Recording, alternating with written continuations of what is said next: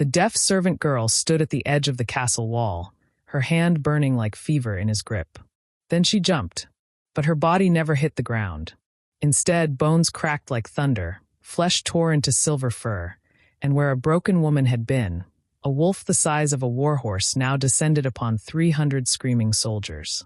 Carl's knees buckled as he watched her transform into the creature from legends his dead brothers used to whisper about.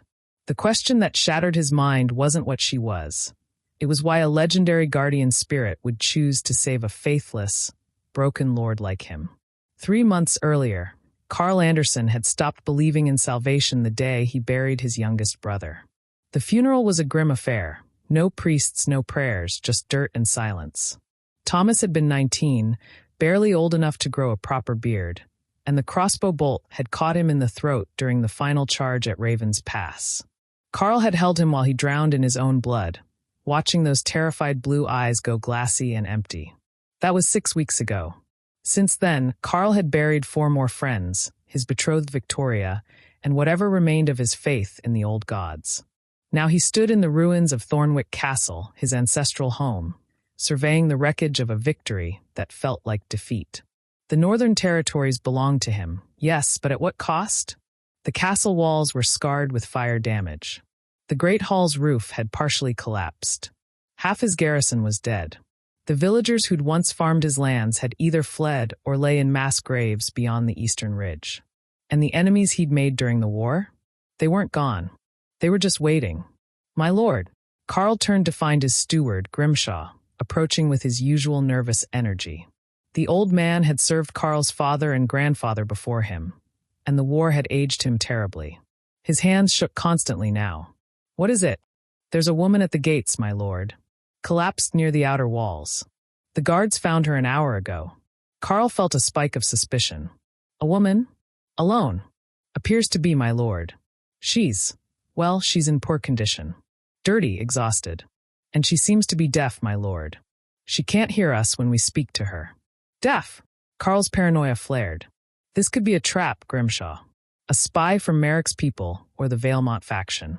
They'd love nothing more than to plant an assassin inside these walls. Grimshaw nodded slowly.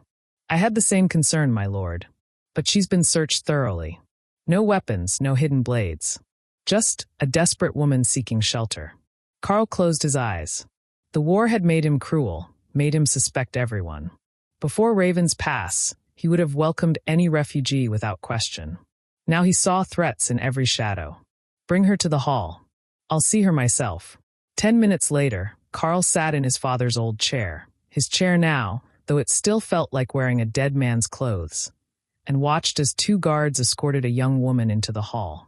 She was maybe 25, with dark tangled hair that fell past her shoulders and eyes that were an unsettling shade of green. Her clothes were torn and muddied, her feet wrapped in rags instead of proper shoes. She looked like she'd walked through hell to get here. But it was her eyes that stopped Carl's breath.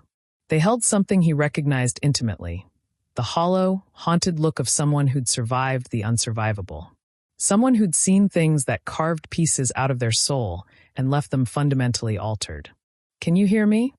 Grimshaw asked loudly, enunciating each word. The woman didn't respond.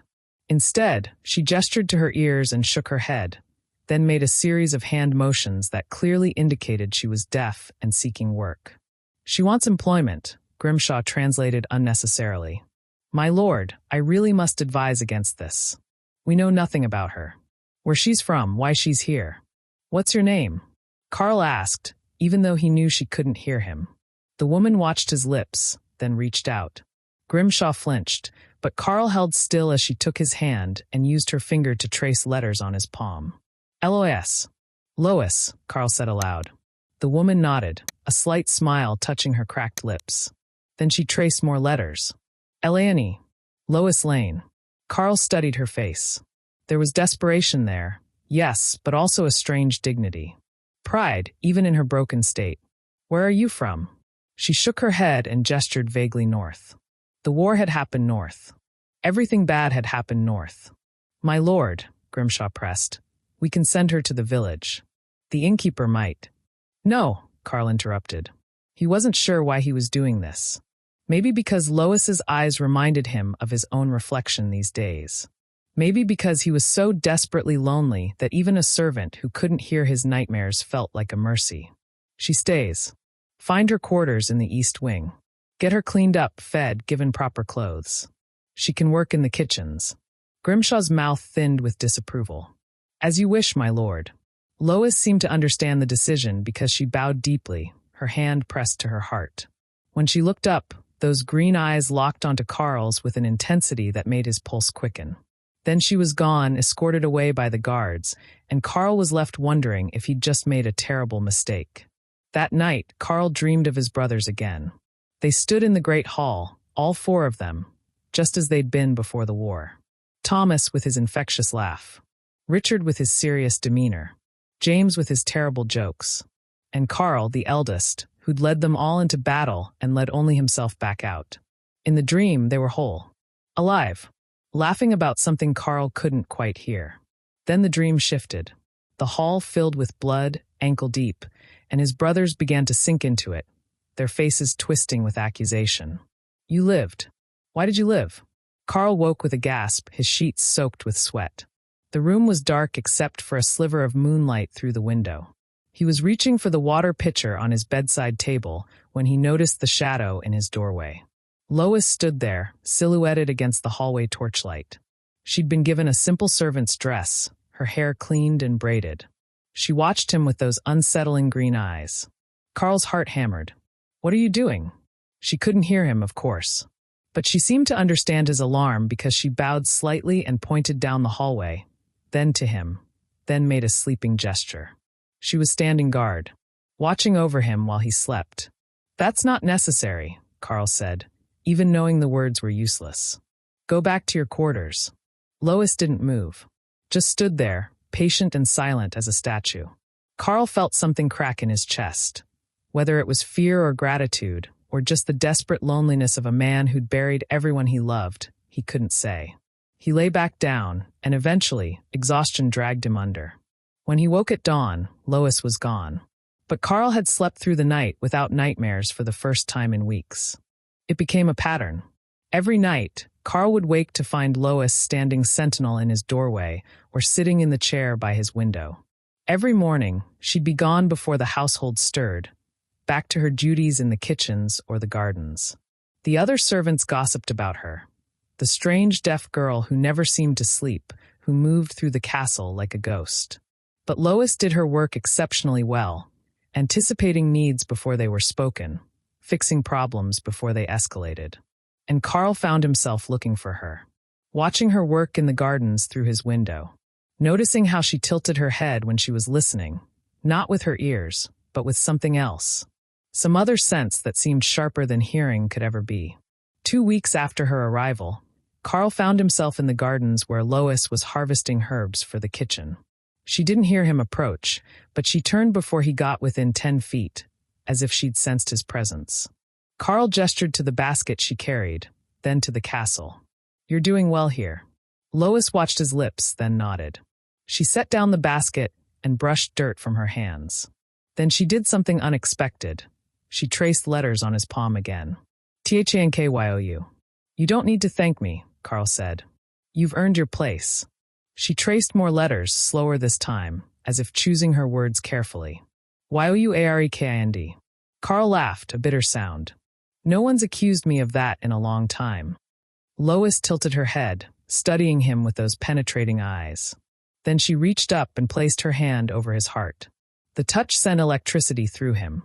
Her palm was burning hot, almost feverish. She traced one more word. BROKN. Carl's throat tightened. Yes, he whispered. Yes, I am. Lois nodded slowly, then pointed to herself and traced the same word. BROKN. Two broken people, recognizing each other across the chasm of silence and secrets.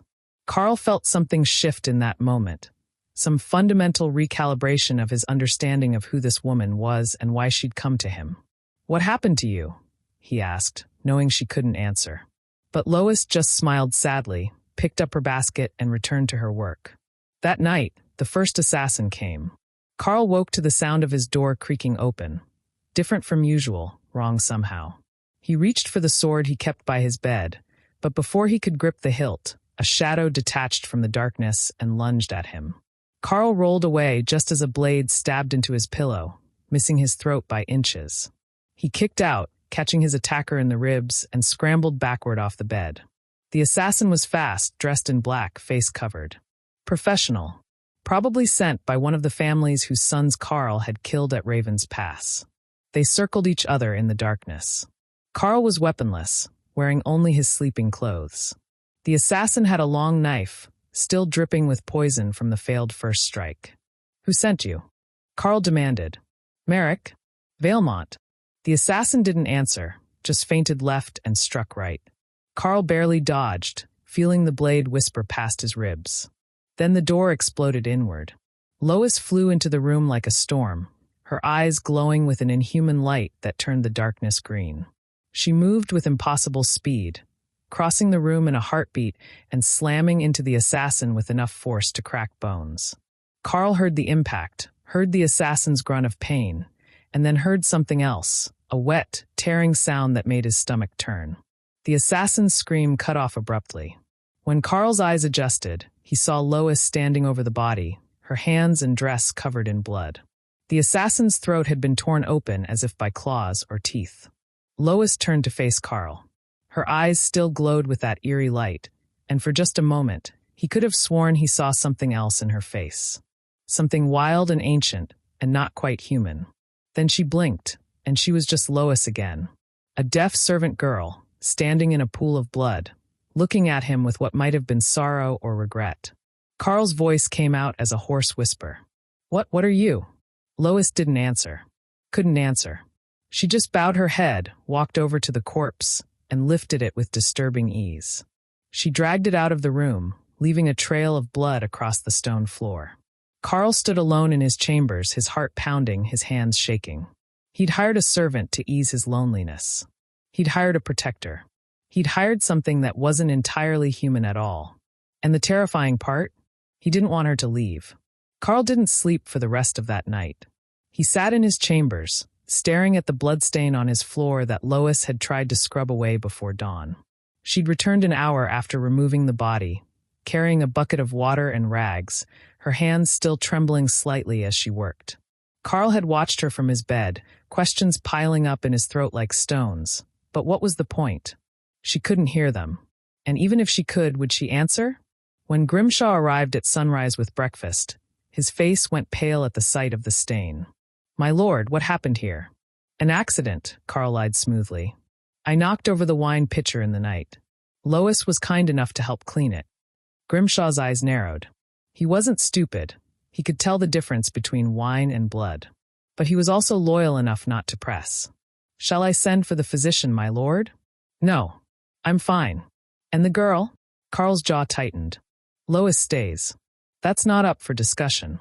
After Grimshaw left, Carl found himself walking through the castle, searching.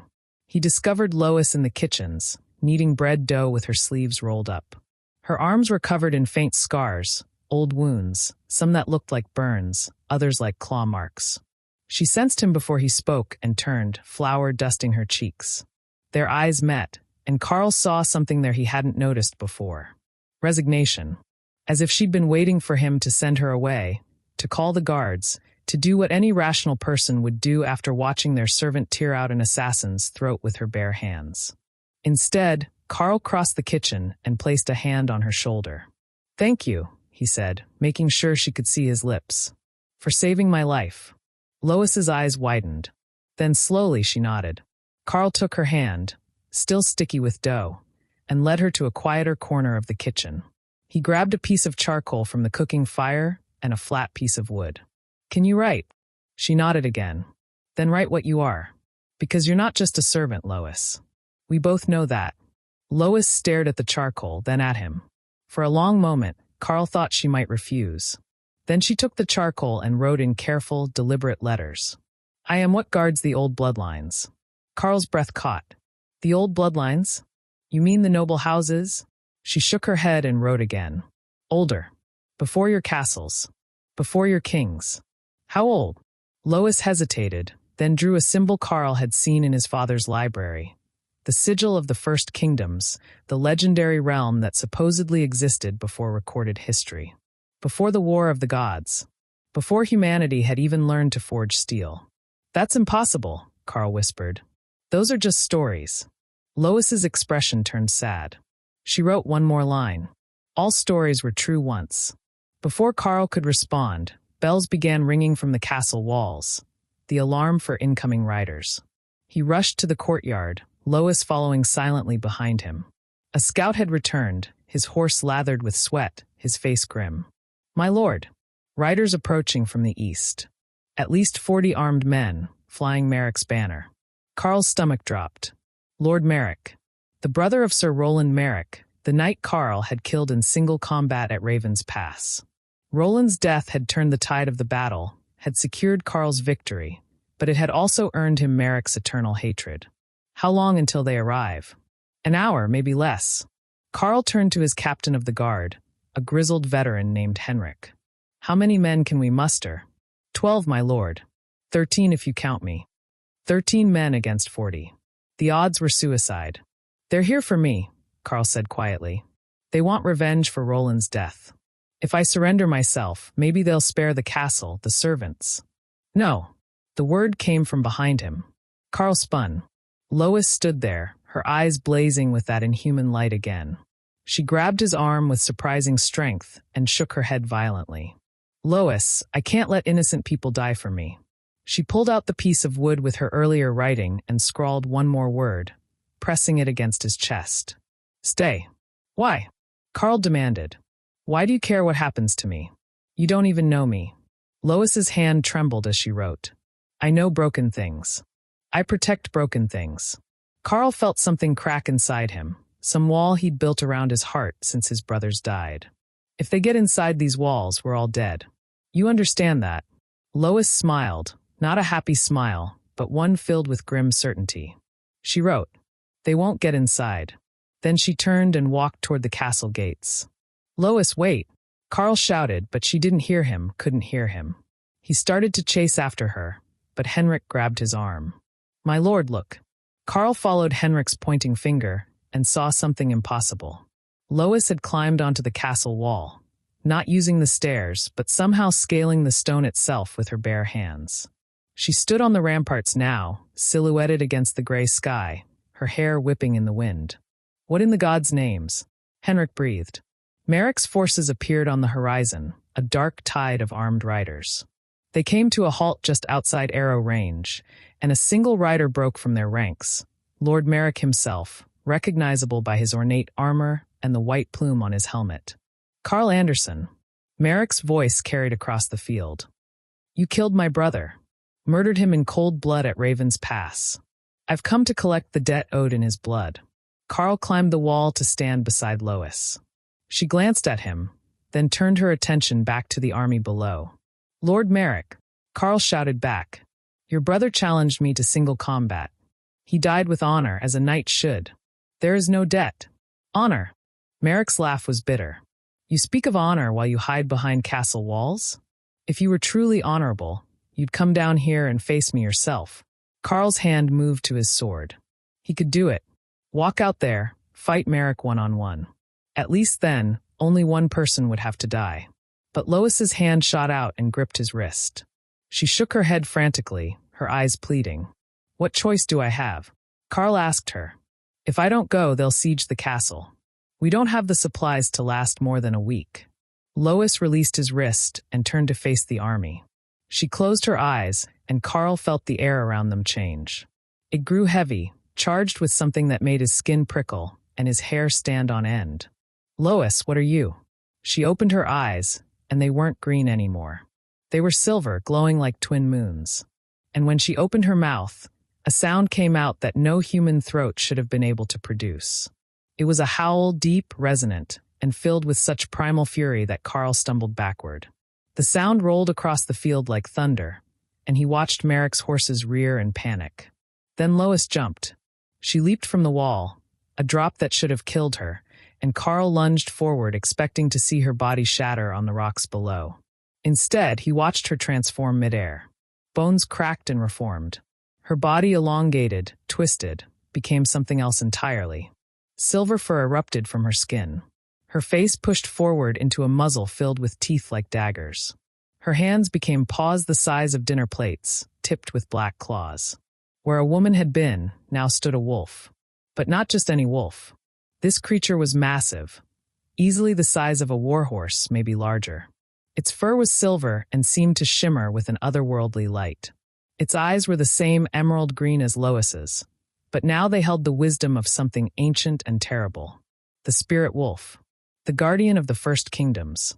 The creature from legends that Carl's grandfather had told him about when he was a child. The monster that was supposed to protect the bloodlines of the old world. Impossible, Carl whispered. The wolf, Lois, landed with earth-shaking force and immediately charged at Merrick's forces. She moved with supernatural speed, closing the distance in seconds.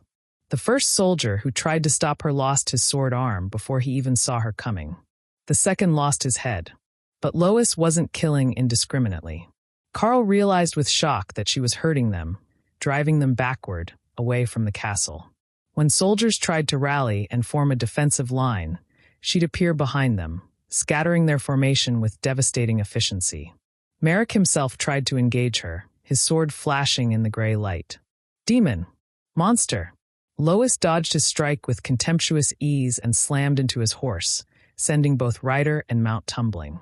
Merrick scrambled to his feet, but Lois placed one massive paw on his chest, pinning him to the ground.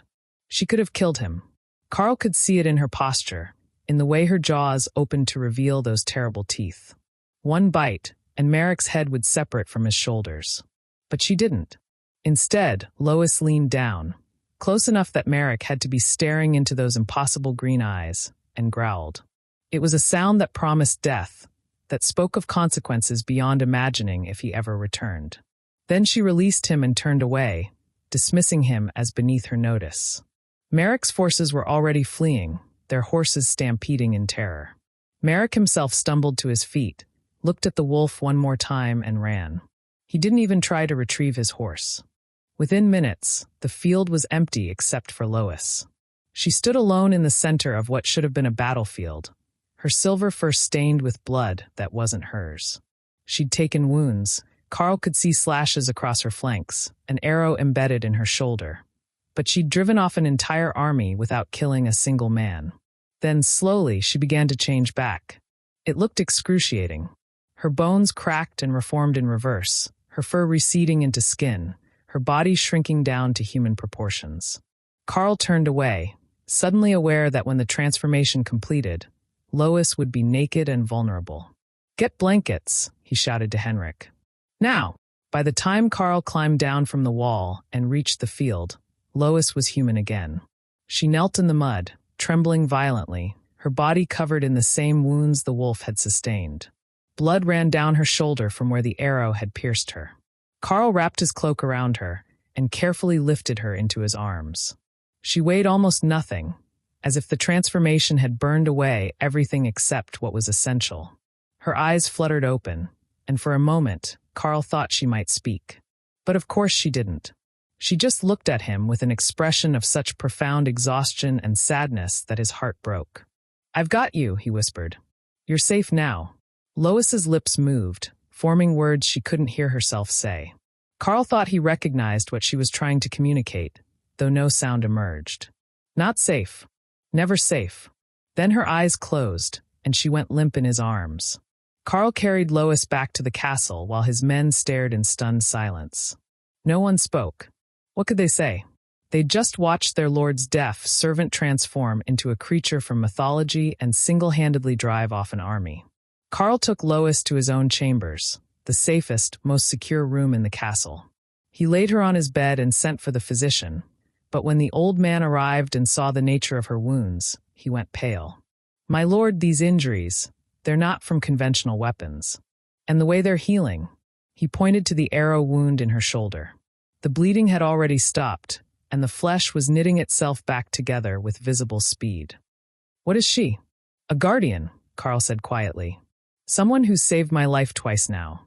The physician worked in silence, cleaning her wounds and applying poultices that probably weren't necessary. When he finished, he paused at the door. My lord, the men are talking. They're frightened. Some are calling her a demon, saying she'll bring a curse upon the castle. Then remind them, Carl said coldly, that this demon just saved all their lives. If anyone has a problem with Lois staying here, they're welcome to leave. After the physician departed, Carl sat beside the bed and watched Lois sleep. Her face was peaceful now, younger looking than usual. He found himself studying details he'd never noticed before. The faint freckles across her nose, the way her hair curled when it wasn't braided, the scars that covered her arms and shoulders like a map of old battles. How long had she been alone? How many fights had she survived? And why had she chosen him, of all people, to protect? Lois's eyes opened suddenly, making Carl jump. She looked around the room, disoriented, then saw him sitting beside her. Her hand shot out and grabbed his wrist, her grip surprisingly strong. Carl grabbed the charcoal and wood. Can you write? Can you tell me why you're here? Lois took the charcoal with shaking hands and wrote slowly. Your bloodline is the last. The last of what? The first kings. You carry their blood, even if you don't know it. Carl stared at the words. That's impossible. My family are minor nobles. We don't even go back more than 5 generations. Lois shook her head and wrote, Blood remembers what history forgets. So you're here to protect me because of some ancient bloodline I didn't even know I had? She hesitated, then wrote something different. I'm here because you were kind to me when no one else would be. The words hit Carl like a physical blow. He thought about that first day, when he'd hired her against Grimshaw's advice. When he'd seen the brokenness in her eyes and recognized it as his own. Lois, he said softly, what happened to you? Why are you deaf? Were you born that way? She shook her head and wrote, Punishment. For what? Loving someone I shouldn't have. Carl wanted to ask more, wanted to understand, but Lois's eyes were closing again. The transformation and the battle had clearly exhausted her beyond measure.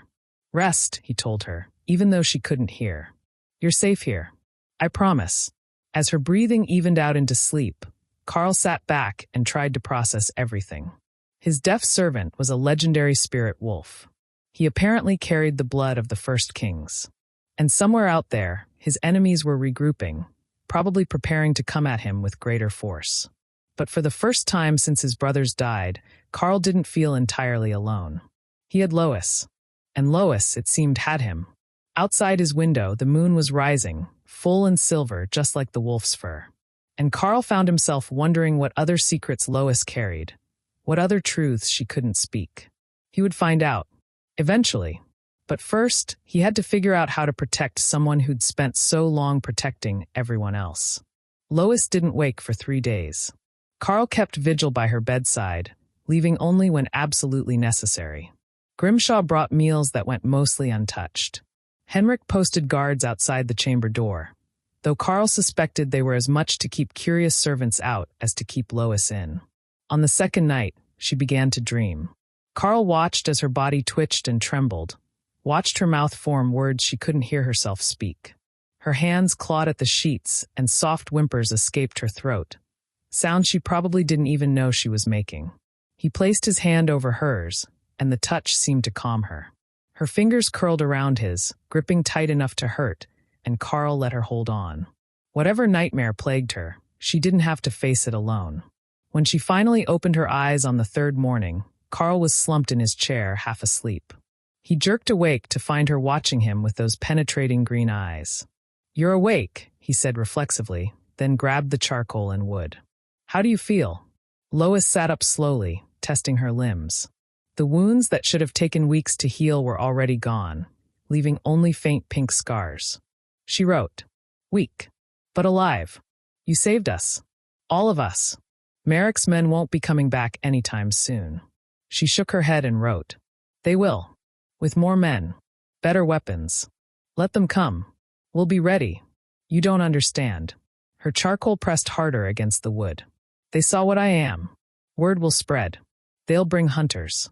Hunters. Lois's hand trembled as she wrote. Men who kill things like me. Who know the old ways, the old weapons. Carl felt ice in his stomach. How do you know they'll come? Because they always do. Before Carl could press further, a commotion erupted outside his chambers. Raised voices, the sound of scuffling. Then Henrik burst through the door, his face flushed. "My lord, there's a priest at the gates. Father Dominic from the southern parishes. He's demanding to see you, says it's a matter of spiritual urgency." Karl's jaw tightened. Father Dominic was known throughout the region as a zealot, a man who saw demons and witchcraft in every shadow.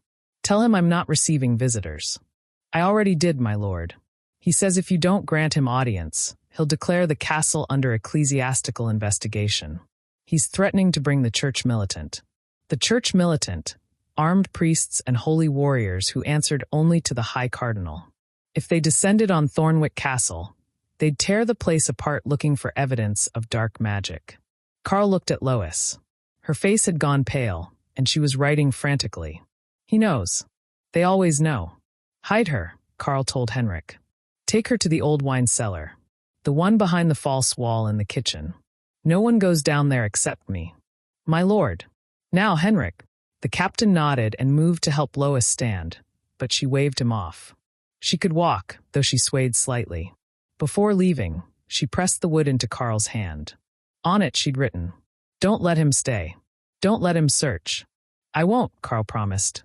After Lois was safely hidden, Karl changed into formal attire and made his way to the great hall. Father Dominic was already there, uninvited, examining the room with the critical eye of a man searching for sin. He was tall and gaunt, with sunken cheeks and eyes that burned with religious fervor. His robes were travel-stained, and he carried a heavy leather-bound book that Karl recognized as the Codex Daemonium, the church's encyclopedia of supernatural threats. "Lord Anderson." Dominic's voice was like gravel.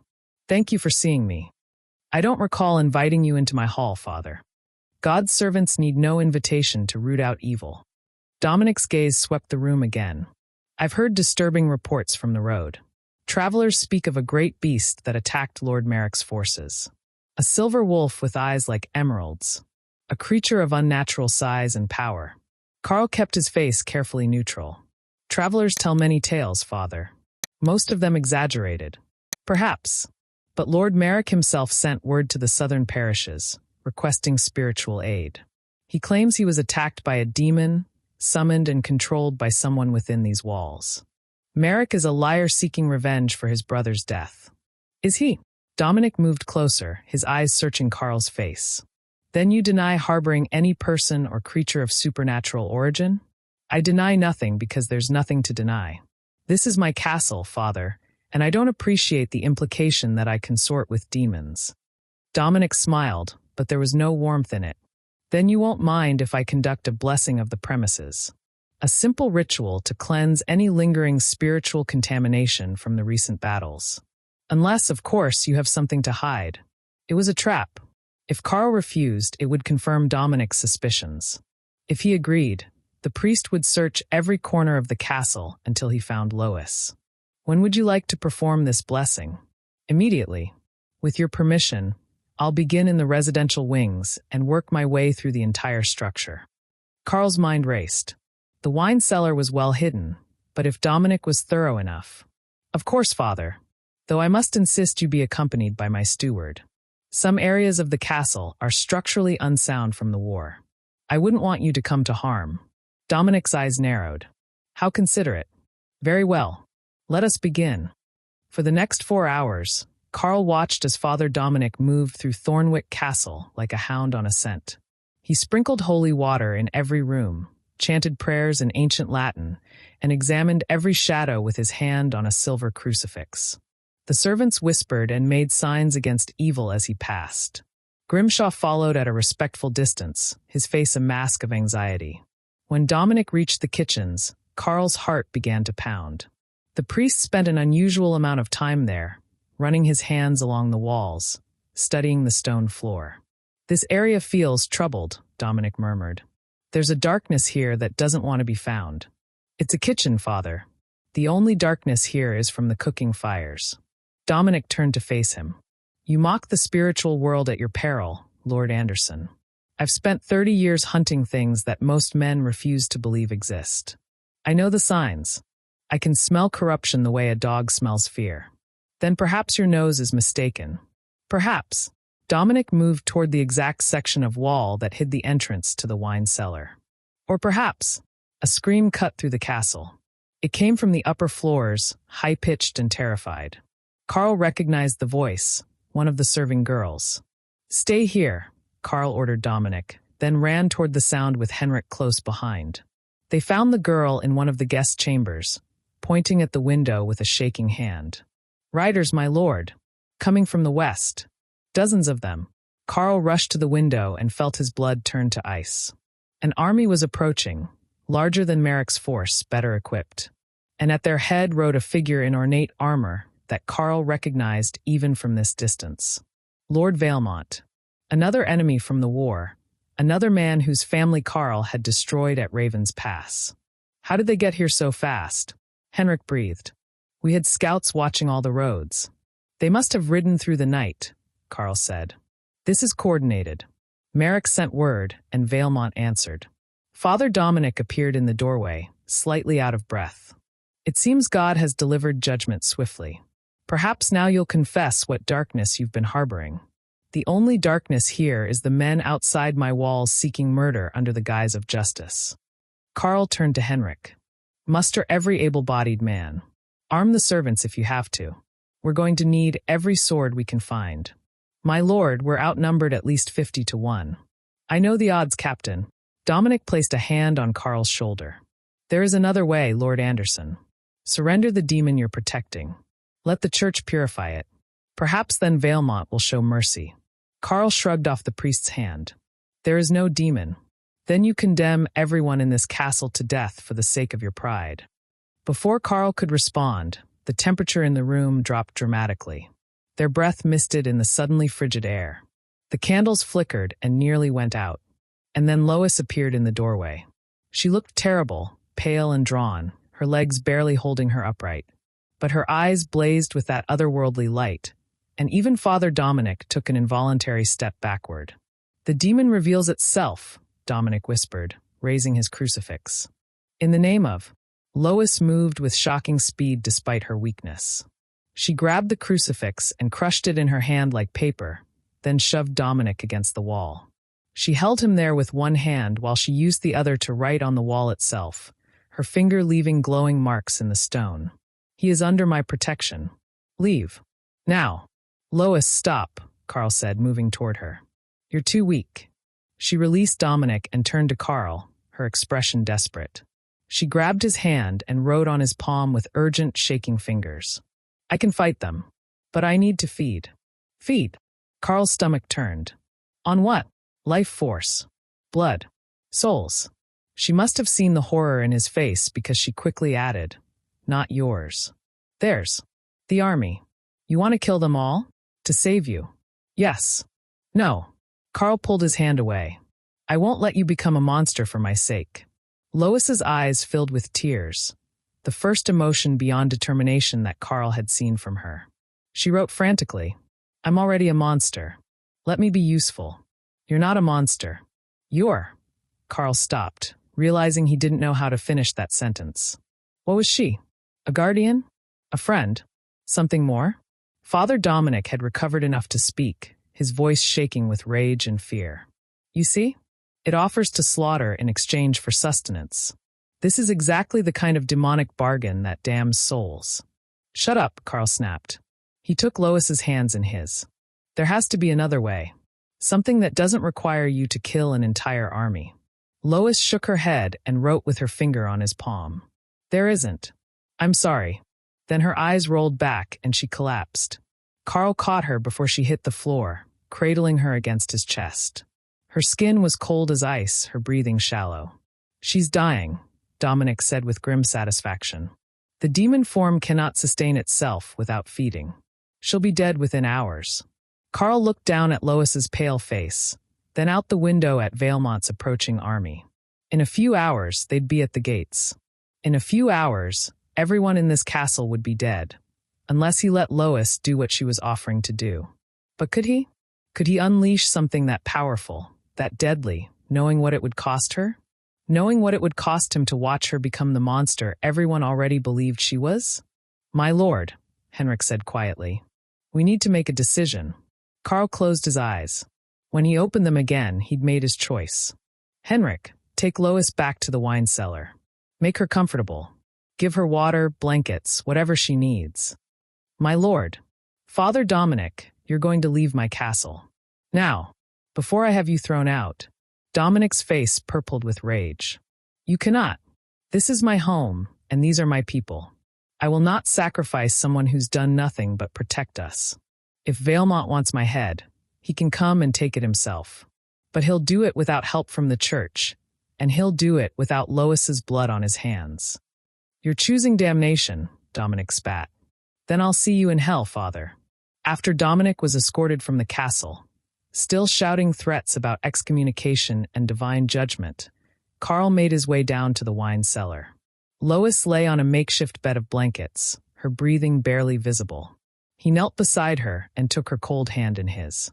I don't know if you can hear me, he whispered, but I want you to know that I'd rather die standing beside you than live by sacrificing you.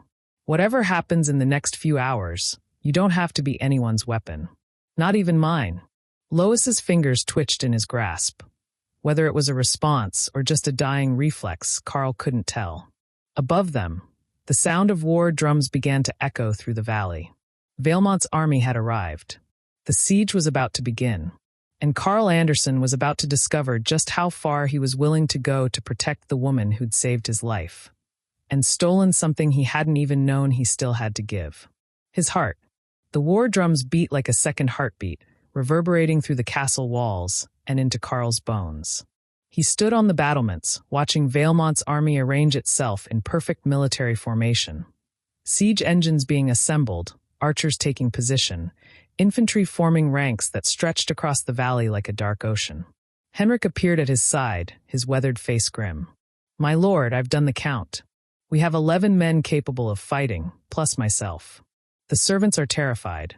Some are already talking about opening the gates and surrendering you to Valemont. And what do you think, Henrik? Should I walk out there and let him take my head? The old captain was quiet for a long moment. I think, my lord, that I've served your family for 30 years. I watched you grow from a boy into a man, watched you lead your brothers into battle and come back alone. And I've never seen you surrender to anything. He paused. But I've also never seen you this willing to die for someone else. Carl thought of Lois, pale and dying in the wine cellar below. She saved my life, Henrik. Twice. Maybe 3 times if you count all the assassins I never saw coming. How can I not do the same for her? Even if it costs everyone in this castle their lives? Before Carl could answer, a horn sounded from Valemont's camp. A rider approached under a white flag of parley. Carl recognized him, Sir Edmund, Valemont's second-in-command, a decent man by all accounts. I'll hear what he has to say, Carl told Henrik. Open the gates just enough for him to enter. Minutes later, Sir Edmund stood in the great hall, his armor dusty from the road. He bowed respectfully, which Carl appreciated. At least someone still observed the old courtesies. Lord Anderson, I bring terms from Lord Valemont. I'm listening. Lord Valemont knows about the creature you harbor. The silver wolf that drove off Merrick's forces. He's prepared to offer you safe passage from this castle, you and your remaining household, if you surrender the demon for the church to deal with. Carl laughed bitterly. And if I refuse, then we siege the castle. We have supplies for 2 months. You have what, 2 weeks at most? This ends one way or another, my lord. Valemont is simply offering you the chance to save innocent lives. The only innocent life at stake here is Lois's. She's done nothing wrong except defend those under her protection. Sir Edmund's expression softened slightly. My lord, with respect, that thing killed 3 of Merrick's men and wounded a dozen others. It's dangerous. Unnatural. The church says such creatures are abominations that must be destroyed. The church says many things. That doesn't make them true. Perhaps not. But can you really condemn your people to starvation and death for the sake of a monster? The word hit Carl like a slap. Get out. My lord. Get out. Carl's shout echoed through the hall. Tell Valemont that if he wants Lois, he'll have to tear down these walls and kill every person inside to get her. Tell him that I don't negotiate with cowards who hide behind religion to justify murder. Sir Edmund bowed stiffly. As you wish, my lord. But know this, Valemont anticipated your refusal. He's already sent riders to the capital, to the High Cardinal himself. Within a week, the church militant will arrive. And when they do, not even these walls will protect you. After Edmund left, Carl descended into the wine cellar. Lois hadn't moved. Her skin had taken on an almost translucent quality, like ice, and her breathing was so shallow he had to press his ear to her chest to hear her heartbeat. It was fading. Carl sat beside her and took her hand. "I don't know what to do," he whispered. "I won't let them have you. But I can't watch you die either.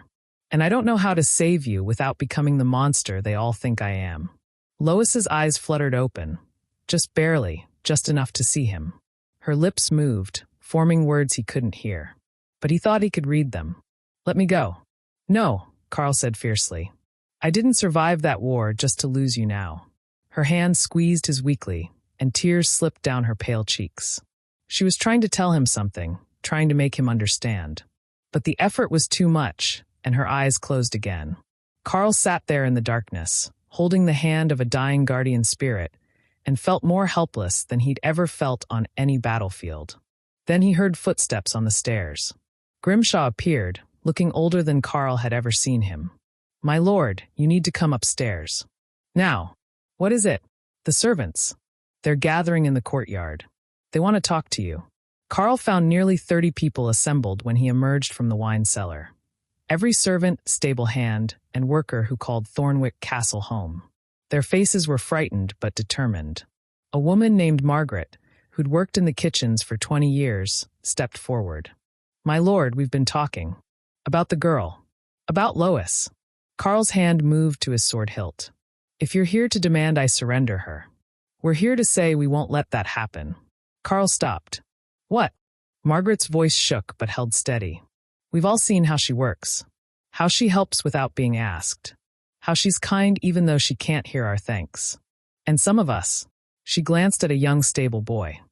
"Some of us have seen her at night, standing guard, keeping watch while we slept." The stable boy nodded. "She saved me once, my lord. A month ago, when that drunk rider came through and tried to steal from the stables. I thought he was going to kill me, but Lois appeared out of nowhere and scared him off. She didn't hurt him, just made him leave." Others began speaking up, sharing their own stories. How Lois had found a lost child in the forest and brought her home safely. How she'd stopped a fire in the kitchen before it could spread. How she'd shared her own meager rations with a servant who was ill. "She's not a monster, my lord," Margaret said. "I don't care what the priests say. Monsters don't protect people. They don't show kindness. They don't cry." She wiped her own tears. "I saw her crying in the garden once, when she thought no one was watching. Whatever pain she carries, it's real. She's real." Carl felt his throat tighten. "You understand what you're saying? If we refuse to surrender Lois, Valemont will siege this castle. People will die. Then we die protecting someone who's been protecting us," Margaret said simply. "That's what decent people do, isn't it?" Carl looked at the faces around him.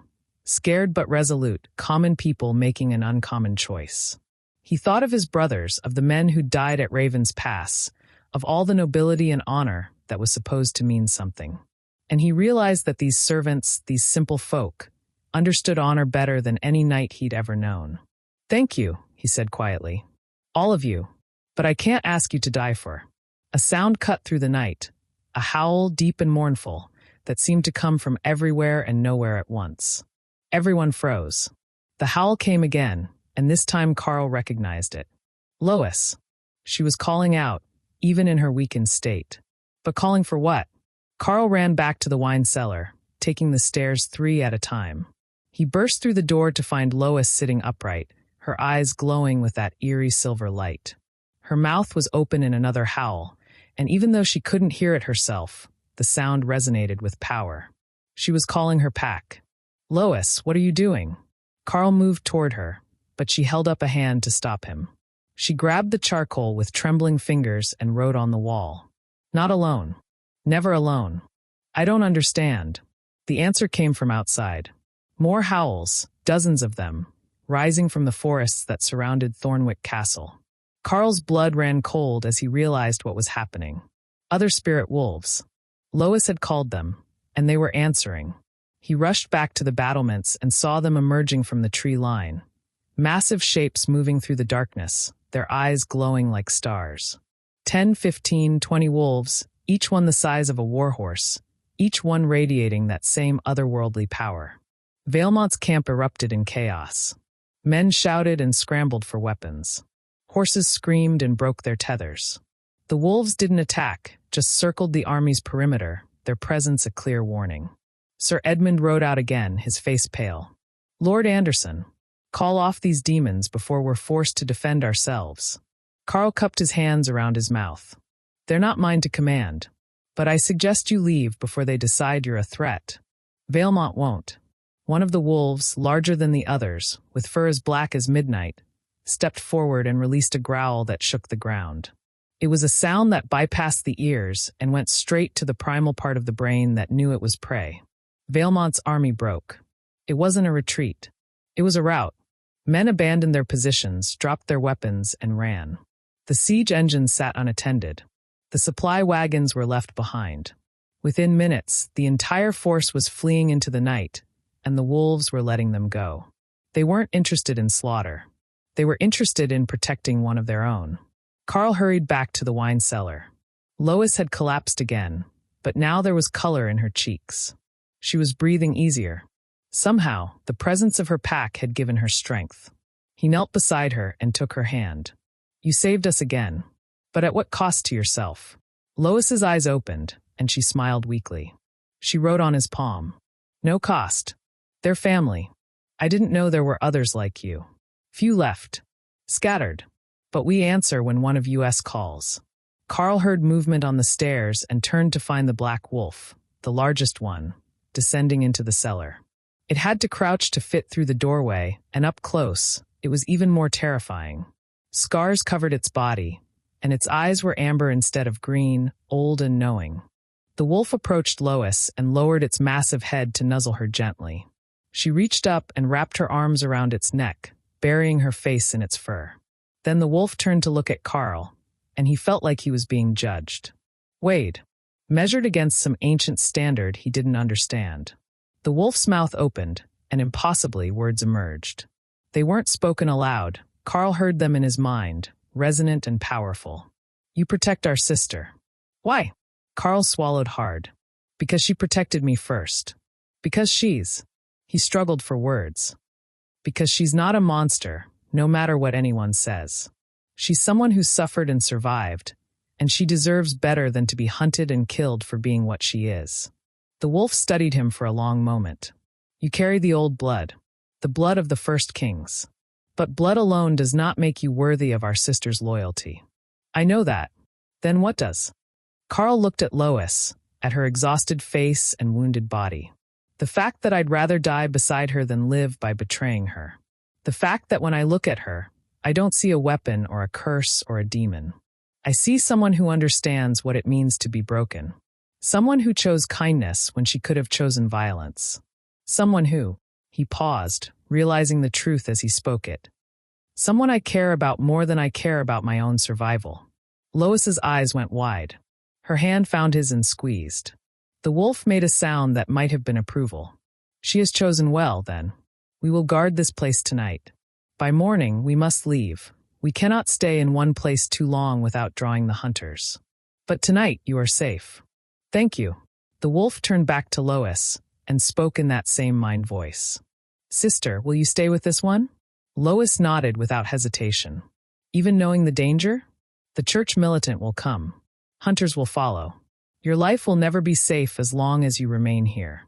Lois wrote on Carl's palm, her fingers shaking. "Worth it." The wolf bowed its great head. "Then we leave you to your choice. But know that if you call again, we will answer. You are pack. You are blood. You are never alone." With that, the wolf climbed back up the stairs, its massive form somehow silent despite its size. Carl and Lois sat in the quiet that followed, still holding hands. "I meant what I said," Carl told her, even though she couldn't hear. "I care about you. More than I probably should. More than is wise, given everything that's happening." Lois pulled his hand to her chest, over her heart. He could feel it beating stronger now, steadier. She wrote on his palm, "I know. I feel it too. What happens now? The church will come. Hunters will come.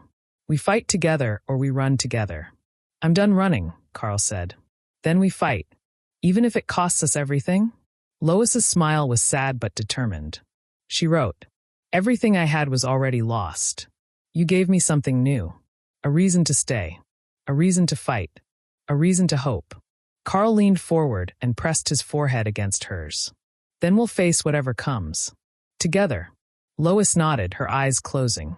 For the first time since he'd met her, she looked peaceful. Outside, the spirit wolves stood guard, their eyes glowing in the darkness. Vailmont's army was scattered to the winds. Father Dominic was gone. The castle was safe, at least for tonight. But Carl knew this was just the beginning. The church militant would come. The hunters would follow. And when they did, he and Lois would have to make a choice. Stand and fight for a home that might never accept them, or flee into the wilderness and hope to find peace somewhere beyond the reach of men who feared what they couldn't understand. Either way, they wouldn't face it alone. As dawn broke over Thornwick Castle, Carl carried Lois back to his chambers. She was still too weak to walk, but she was alive. That was enough for now. He laid her in his bed and pulled the blankets up around her. She caught his hand before he could step away and pulled him down to sit beside her. Then she did something unexpected. She opened her mouth and made a sound, raw, unpracticed, the voice of someone who'd forgotten how to speak aloud. It was barely a whisper, shaped more by memory than hearing. "Thank you." Carl's eyes burned with tears. "You can speak." She shook her head and wrote, "Not well. Not anymore. But for you, I try." "Don't," Carl said gently. "Don't hurt yourself trying to be something you're not. I care about you exactly as you are, Lois. Your silence doesn't make you less. It makes you," he searched for the right word. "It makes you perfect." Lois's tears fell freely now, and Carl realized they were the first tears of joy she'd probably shed in years. Maybe decades. Maybe longer. She pulled him down beside her, and he let her. They lay together in the growing light, two broken people who'd somehow found wholeness in each other's brokenness. And for the first time since the war ended, Carl Anderson felt something he thought he'd lost forever. Hope. The church militant arrived 6 days later. They came at dawn, a column of 200 armed priests and holy warriors, their white tabards emblazoned with red crosses. At their head rode Cardinal Thaddeus himself, a man whose reputation for ruthlessness was matched only by his zealotry. He'd personally overseen the burning of 17 witches in the southern provinces, and rumor said he slept with a blessed sword under his pillow. Carl watched them approach from the battlements, Lois standing beside him. She'd recovered much of her strength over the past week, though she still tired easily. The other spirit wolves had vanished into the forests as promised, but Carl knew they were out there, watching, waiting. "This is it," Carl said quietly. "The moment we've been preparing for." Lois wrote on a small slate she now carried everywhere. "Are you afraid?" "Terrified," Carl admitted. "But not of dying. I'm afraid of what they'll do to you if we fail." "Then we don't fail." Cardinal Thaddeus dismounted before the gates, his movements stiff and ceremonial. He carried a staff topped with a silver cross, and his voice boomed across the courtyard when he spoke. "Carl Anderson, by the authority of the High Church and the divine mandate of the Almighty, I command you to open these gates and surrender the abomination you harbor. Refuse, and you will be declared excommunicate, your lands forfeit, your soul condemned to eternal damnation." Carl had prepared for this moment. He stepped forward so his voice would carry. "Cardinal Thaddeus, the woman you seek has committed no crime except defending innocent lives. She's killed no one who didn't first try to murder me. By what authority do you condemn someone for acts of protection? She is not human. She is a creature of darkness, a servant of the old powers that the Church has spent centuries purging from this world. Her very existence is an affront to God. Or perhaps," Carl called back, "she's exactly what she claims to be, a guardian of an ancient bloodline created by powers older than your church. Powers that aren't evil, just different." Thaddeus's face darkened. "You dare speak heresy to a cardinal? I dare speak truth to a fanatic. Lois has done nothing but protect this castle and its people. If that makes her evil in your eyes, then your eyes are blind." "Enough!" Thaddeus slammed his staff against the ground. "You have 1 hour to surrender the creature. After that, we will take this castle by force and purify it with holy fire. Every person inside will be put to the question. Every stone will be blessed. And the demon will burn. The cardinal turned and strode back to his forces, his robes billowing dramatically. Karl descended from the wall to find his household assembled in the courtyard. The servants, the guards, even Grimshaw, all of them armed with whatever weapons they could find. Margaret held a kitchen knife. The stable boy gripped a pitchfork. Henrik stood at their head with his old sword, his face grim but determined. "My lord," Henrik said, "we've been discussing our options. And we have none. We can't fight 200 trained soldiers. We can't outlast a siege with the church's resources. And we certainly can't negotiate with a fanatic like Thaddeus." Henrik paused. "But we can make sure they remember Thornwick Castle. We can make them pay for every inch of ground." Karl looked at these people, common folk who'd chosen to stand beside him even knowing it would likely cost them their lives. "I can't ask you to do this." "You're not asking, my lord," Margaret said quietly. "We're offering. Lois saved my grandson when he wandered into the forest last month. She found him and brought him home when I thought he was lost forever. How can I not stand for her now?" Others nodded, sharing their own stories again. Lois had touched all their lives in small, quiet ways. She'd been kind when she didn't have to be. She'd protected when she could have simply hidden.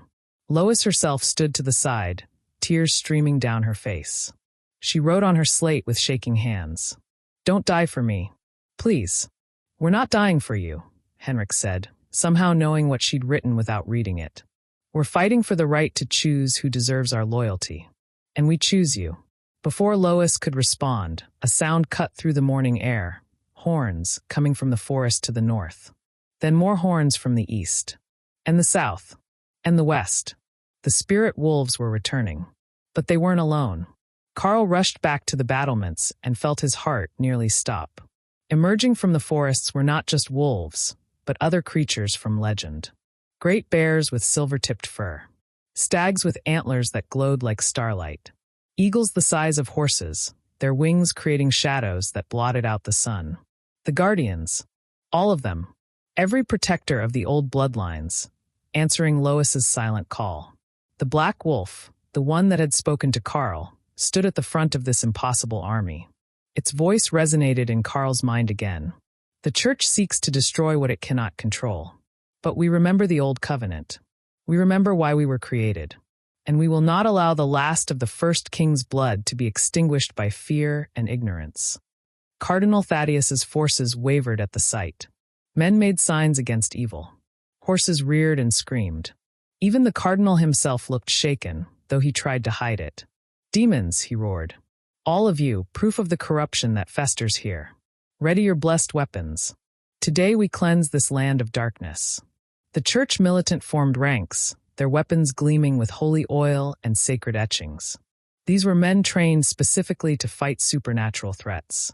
They wouldn't break as easily as Vailmont's soldiers had. Karl felt Lois's hand slip into his. She was trembling, and when he looked at her, he saw fear in her eyes for the first time. She wrote quickly, "Too many. They'll die. The guardians will die. Because of me." "No," Karl said firmly. "This isn't your fault. This is the church's choice. Thaddeus's choice. They're the ones who chose violence over understanding. I can stop this. If I surrender." "You're not surrendering." Karl gripped her shoulders, making sure she could see his lips. "Listen to me, Lois. For too long, you've carried the burden of protecting everyone else. You've sacrificed and suffered and hidden what you are because people feared you. But not anymore. Today we protect you. Today, you let others fight for you, just as you fought for them." Fresh tears spilled down Lois's cheeks. She threw her arms around Karl's neck and held him tight, her whole body shaking with silent sobs. Below, Cardinal Thaddeus raised his staff. "Charge!" The church militants surged forward, and the guardians met them head-on. The battle that followed was unlike anything Karl had ever witnessed. The spirit wolves moved like liquid silver, too fast for human eyes to follow. The great bears swatted armored soldiers aside like children's toys. The stags lowered their glowing antlers and charged through the church's ranks with devastating force.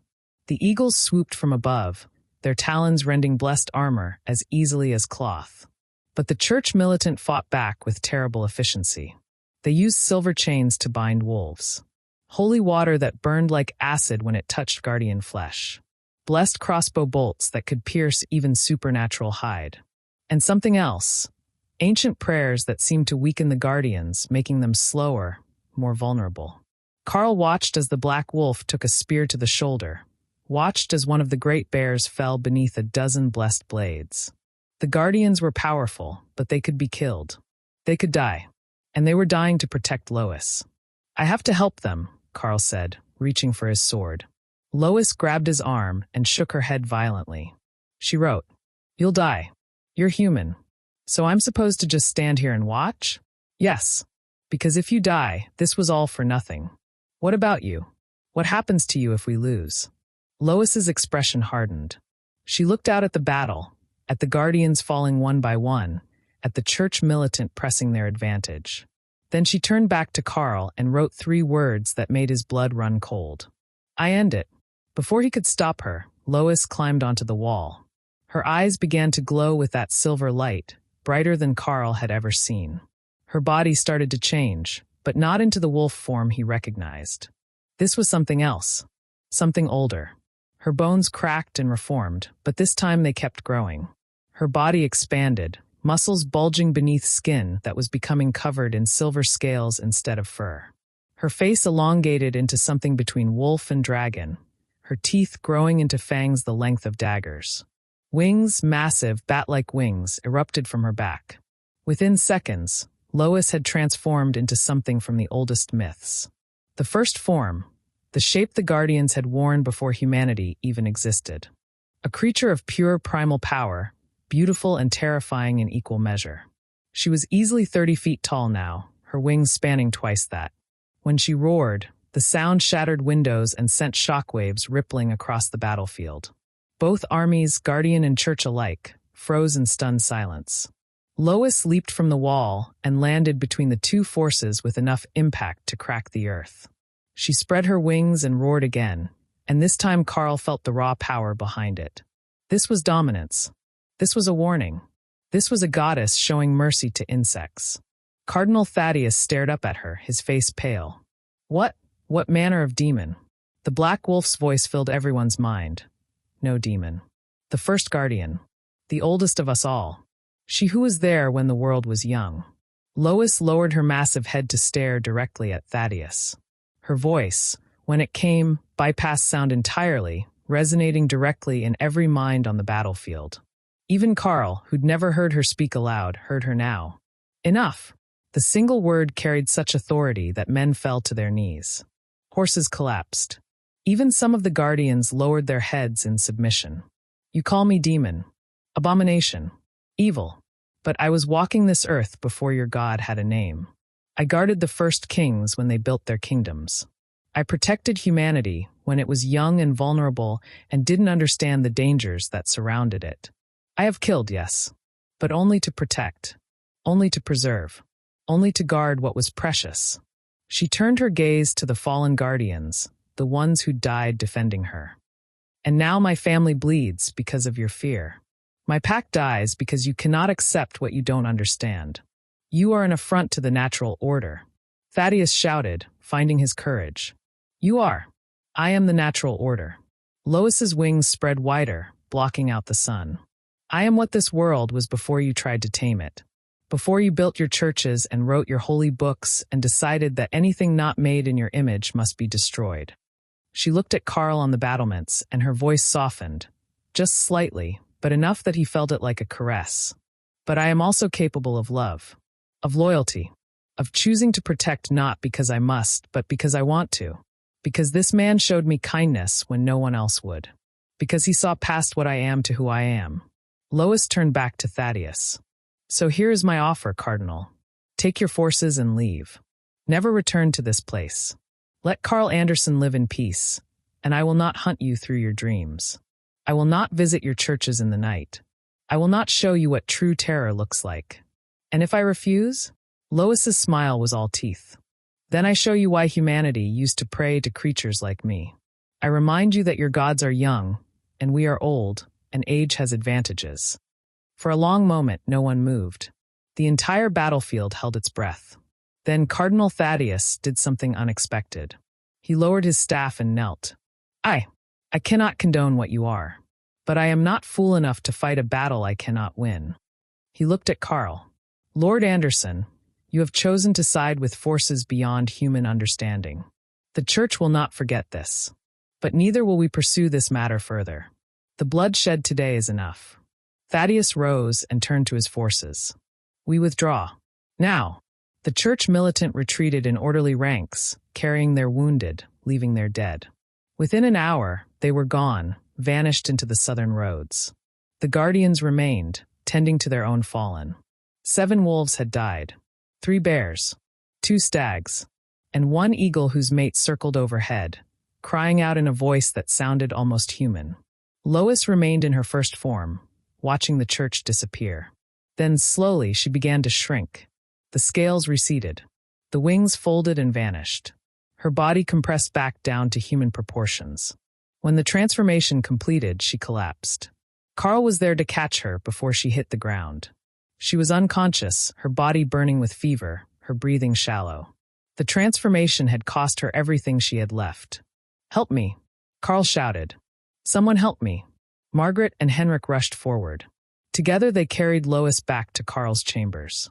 The physician came and did what he could, but he was out of his depth. This wasn't a normal illness. This was the price of wielding power that no mortal body was meant to contain. For 3 days, Lois burned with fever. She thrashed and cried out in voices that weren't human. Sometimes she was the wolf. Sometimes the dragon creature. Sometimes something else entirely, something Carl didn't recognize. He never left her side. He held her hand through the worst of it, wiped her forehead with cool cloths, whispered reassurances she couldn't hear, but he hoped she could feel. On the 3rd night, when Carl had almost given up hope, Lois's eyes opened. They were green again, fully human, no trace of silver light. She looked at Carl, and he saw recognition there. Relief. And something else. Love. She reached for her slate with trembling hands and wrote. "Still here. Thank God," Carl breathed. "I thought I'd lost you. Hard to kill." Carl laughed, though it came out more like a sob. "Don't ever do that again. Don't ever risk yourself like that for my sake." Lois's expression turned serious. She wrote, "Would do it again. Would do anything for you." "Why?" Carl asked, though he thought he already knew the answer. Lois set down the slate and did something she hadn't done since that first time weeks ago. She placed her hand over his heart, feeling it beat. Then she guided his hand to her own chest, letting him feel her heartbeat in return. They were synchronized, beating as one. She picked up the slate and wrote simply, "Because you're mine, and I'm yours." Carl leaned down and kissed her forehead, her cheeks, her lips. She kissed him back with desperate intensity, her arms wrapping around his neck, pulling him closer. When they finally broke apart, both were crying.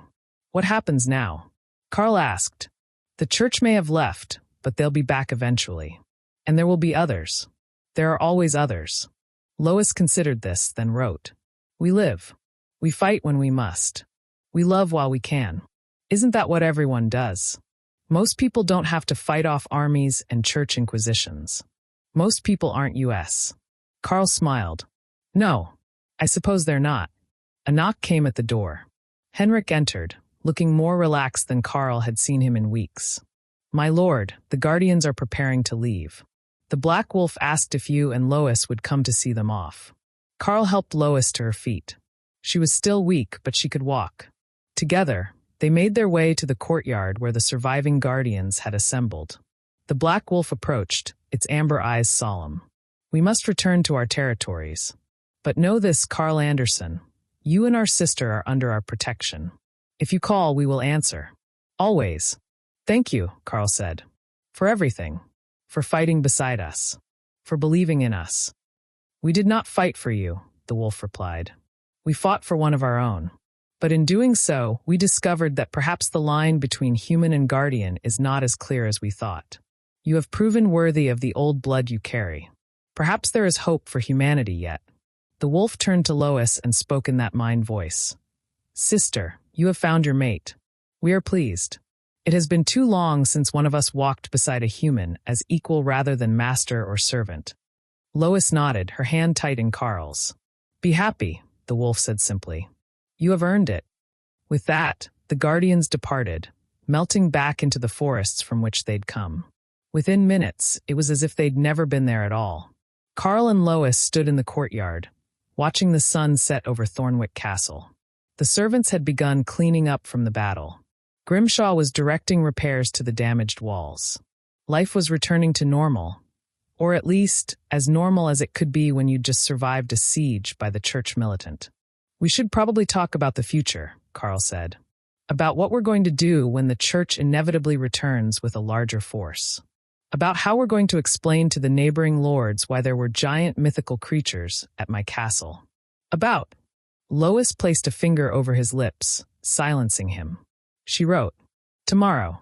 Tonight, just be here with me. Carl pulled her close, wrapping his arms around her. I can do that. They stood together as stars began to appear in the darkening sky. Two broken people who'd found wholeness in each other. A lord who'd lost everything and a guardian who'd given up everything. Together, they defied an army, faced down the church, and survived. And tomorrow, they'd do it all over again if they had to. Because that was what love meant. Fighting for each other. Protecting each other. Choosing each other again and again, no matter what the world threw at them. Lois pulled back and wrote one more message. Thank you. For seeing me. For choosing me. For loving me. I should be thanking you, Carl said. You saved my life in more ways than one. You gave me a reason to keep fighting when I'd given up. You showed me that broken things can still be beautiful. Still be worthy of love. We're both broken. But together we're whole, Carl finished. Yes, together we're whole. As they turned to go back inside, Carl noticed something carved into the stone archway above the door. It hadn't been there before. Someone, probably one of the guardians, had left a message in the old language. Here lives one who guards the guardian. May their love endure as long as the stones. Carl smiled. I think we can manage that. Lois nodded, her eyes shining with tears of joy. They walked into Thornwick Castle hand in hand, ready to face whatever future awaited them. The church would come again. Hunters would follow. Enemies would seek revenge. But they wouldn't face it alone. They had each other. They had loyal servants who'd chosen to stand beside them. They had the guardians who would answer when called.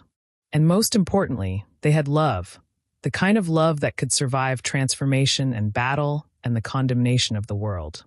The kind of love that made broken souls whole. The kind of love worth fighting for. Years passed.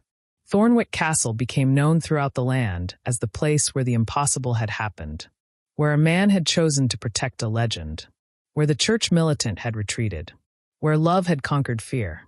They came eventually, of course, more enemies, more hunters, more fanatics who couldn't accept what they didn't understand. But each time Carl and Lois faced them together. Sometimes they fought. Sometimes they negotiated. Sometimes the guardians answered Lois's call and reminded humanity why the old powers were called powers. Carl and Lois never had children. Her nature made it impossible. But they built a different kind of family, a household of people who'd been rejected elsewhere, who needed protection, who understood what it meant to be different and feared for it. Thornwick Castle became a sanctuary, a place where the outcasts could find home, where the broken could find healing, where the hunted could find rest. And at the center of it all were Carl and Lois, a lord who'd learned that true nobility came from choosing compassion over convention, and a guardian who'd learned that love was worth more than any duty. On quiet nights, you could find them sitting together on the battlements, watching the stars. Lois would rest her head on Carl's shoulder, and he would hold her hand, and they would simply exist in the peace they'd fought so hard to create. She never regained her hearing. He never stopped talking to her anyway, because she could read his lips and his heart in equal measure. And when Carl finally died, many decades later, in his sleep, with Lois holding his hand, she howled. The sound echoed through the mountains and forests, calling the guardians one last time. They came to honor the human who'd been worthy of their sister's love, who'd proven that humanity could still remember the old ways, the old codes, the old magic that came from choosing love over fear. Lois never took another human mate. She lived for many more centuries, watching over Thornwick Castle and the bloodline that continued through Carl's nephew. Always protecting. Always remembering. And on certain nights, when the moon was full and the stars were bright, servants would swear they could see two figures on the battlements, a man and a woman, holding hands, looking out over the lands they'd defended together. Ghosts, perhaps, or memories made real by love strong enough to transcend death itself. Either way, the message was clear. Some bonds cannot be broken. Some love cannot be forgotten. Some stories never truly end. They just transform into legends. And legends, as Lois once told Carl, were all true once. They just needed someone brave enough to believe in them. The end. If Carl's choice to protect Lois despite the church's condemnation moved you, subscribe to this channel for more stories of impossible love and legendary courage. Hit that like button if you believe broken souls can find wholeness together. Drop a comment telling us, would you risk everything to protect someone the world called a monster? And tap the video on your screen now to discover another werewolf fantasy where ancient guardians clash with modern hunters, and one woman's secret could either save humanity or destroy it forever.